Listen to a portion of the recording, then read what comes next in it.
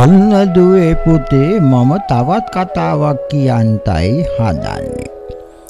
අඟේ ඉඳන් කන කනවා වාගේ කියන පිරුලේ කතාව. දැන් බලන්ට දැන් ඔය අඟ කියලා කියන්නේ ඔය හරකගේ තියෙන අඟ වෙන්න පුළුවන්, ගෝනගේ මුවාගේ තියෙන අඟ වෙන්න පුළුවන්. දැන් මේ අඟට ගොඩ වෙච්ච අපි හිතමුකෝ කපුටෙක් ඉන්නවය කියලා. කුරුල්ලෙක්.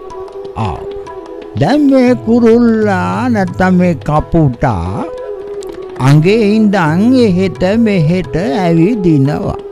තමුන්ගේ ආහාර හොයා ගන්නට. අර සතාටත් වෙනින් කරදරයක් නැති හින්දා මේ කපුටව අඟ උඩ තියාගෙන ඉන්නවා. ඇයි ඉතින් තමුන් යන තැන මේ කපුටටත් යන්න පුළුවන් නෙවෙයි.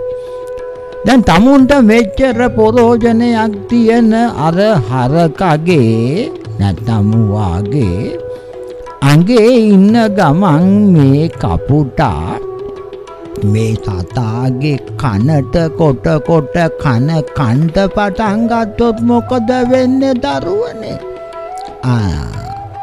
අච්චර පළපොරෝජන් තියෙන සතාගේ කන තුවාල වෙලා පැසවලා ඒ සතාගේ මරණෙත් වෙන්න පුළුවන් නෙවෙයි.